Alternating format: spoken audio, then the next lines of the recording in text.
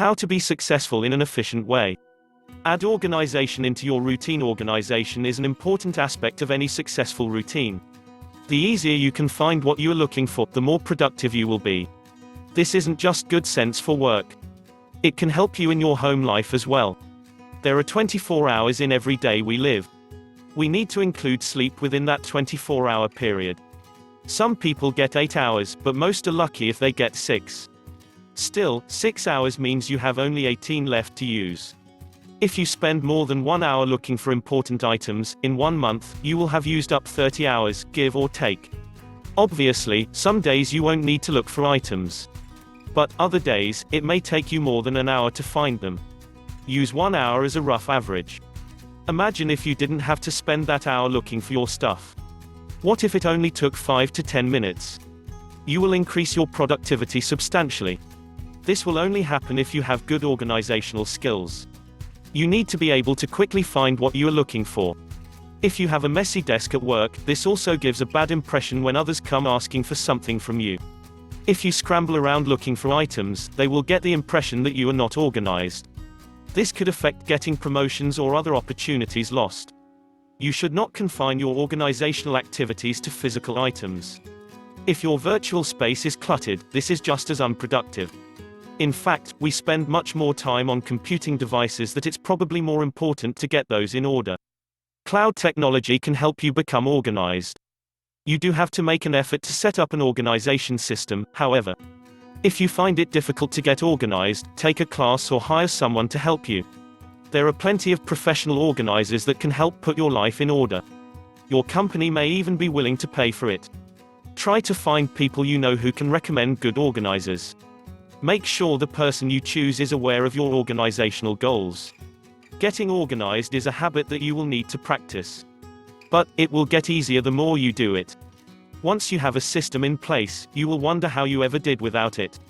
A new habit's formed in 21 days. You have read or will read that it takes 21 days to form any new habit. The thinking being that your mind will take over when you repeat something for 21 days. It becomes second nature, according to people who adhere to this belief. But, is this true? Are there people who have tried something for 21 days and then reverted to what they were doing before? There is no doubt that if you repeat something every day for 21 days, changes will occur to you. However, there are plenty of people who went to the gym every day for an extended period and then gave up over time.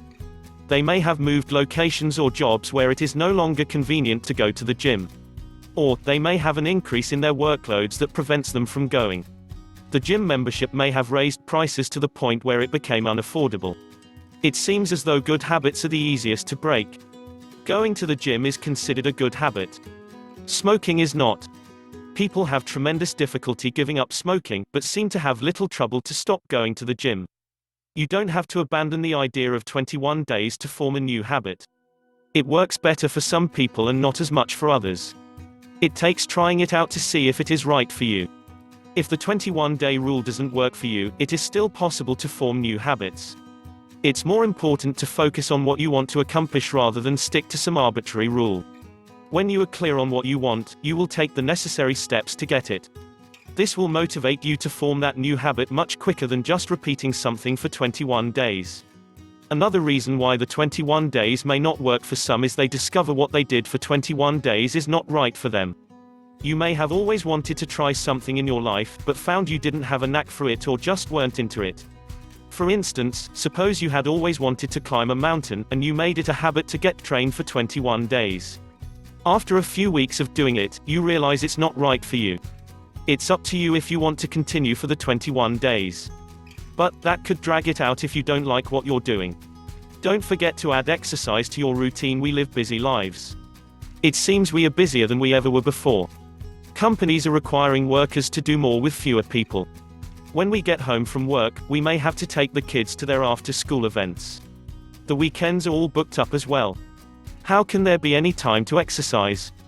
If you don't include exercise as part of your routine, you won't operate at maximum efficiency. It's easy to put it off, especially when something else comes up in its place. You have great intentions of doing at least a few days of exercise per week. But, more tasks are piled onto your plate. Why shouldn't you include exercise on that task list? You should, but you don't need to schedule intense workouts that last 3 hours per day. You can take small steps to increase your activity during your workday or while at home. For instance, if you are sitting while reading this article, stand up now and do 10 squats. This article will still be here when you are finished. How did you do with the squats? It is hard to imagine that they took you more than 10 minutes to do. If you are at work, you may feel subconscious about doing them at your desk. You still can add small activities to your routine. For instance, if you commute by train, get off one stop before your normal stop and walk to work, if this is possible. After you get used to that, try 2 stops away from your office, etc. You can also take the stairs instead of the escalators and elevators. In major cities, this is becoming difficult to do because of security constraints.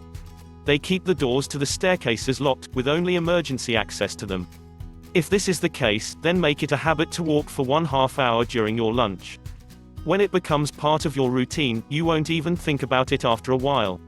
Your coworkers will come to expect this and will start to encourage you. They may join in when they see you are successful with it.